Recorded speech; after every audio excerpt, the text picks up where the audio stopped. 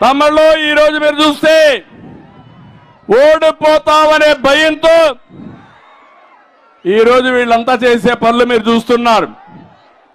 ఓట్ల దొంగలు పడ్డారు, ఓట్లు మార్చేస్తున్నారు. నేను అందుకే ఇక్కడ చూస్తే మొన్నే తిరుపతిలో చూశారు, ఓట్లు మార్చేసిన ఒక అధికారి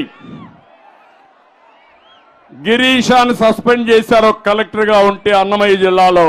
ఇక్కడే కేశవ్ గారు బాగా ఫైట్ చేశారు, రూకొండలో రెడ్ హ్యాండ్ గా పట్టుకున్నాడు.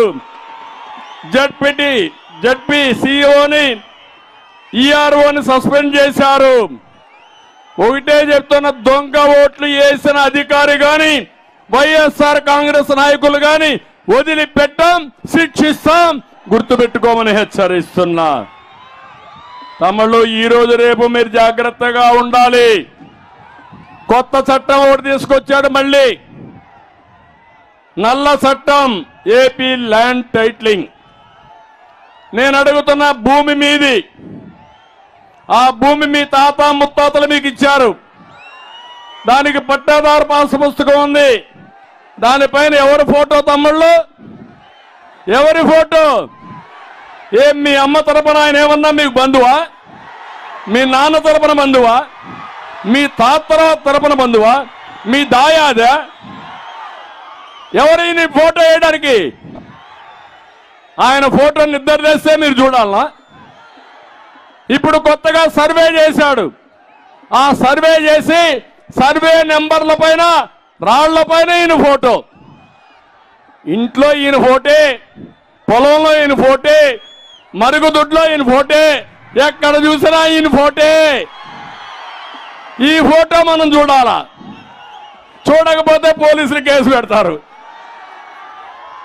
ఏంటి అరాచకం?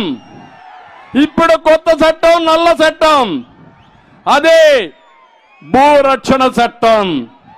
భూరక్షణ చట్టం కాదు, భూభక్షణ చట్టం ఇది. మీ ఆస్తులు ప్రైవేట్ వాళ్ళకి ఇస్తారంట, ఎంఆర్ఓకి ఇవ్వరంట, కోర్టు పోవడానికి వీల్లేదంట. అంటే అరాచకాలు. అందుకే నేను చెప్తున్నా, ఈ చట్టాన్ని రద్దు చేసే బాధ్యత నాది. ఈ చట్టం ఉండదు, మిమ్మల్ని విముక్తి చేస్తాం.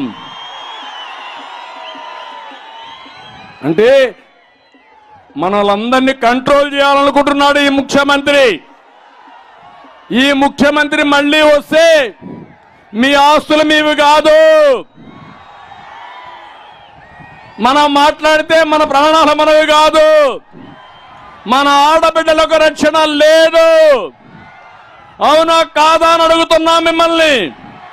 నిన్ననే మీ జిల్లాలో ఒక అమ్మాయిని చూశాను. ఒక కిరాతకుడు, దుర్మార్గుడు, ఆయన కోరిక తీర్చలేదని ఆ అమ్మాయిని నడిబజారులో బట్టి కొడితే పోలీసులు కూడా పోలేదంటే సిగ్గు లేదా అని అడుగుతున్నా వీళ్ళందరినీ. మీ కూతురుకో, మీ ఇంట్లో ఆడవాళ్ళకి జరిగితే మీరు సహిస్తారా అని అడుగుతున్నా. అందుకే చెప్తున్నా, ఆంబోతులారా జాగ్రత్తగా ఉండండి. ఇలాంటి ఆంబోతుల్ని నడి రోడ్లో బట్టలిప్పి ఊరేగిస్తాం, శిక్షిస్తాం తప్ప వదిలిపెట్టాం. మళ్ళీ ఆడబిడ్డలకు గౌరవంగా రక్షణ కల్పించే బాధ్యత మనదని చెప్పి నేను మీకు తెలియజేస్తున్నా.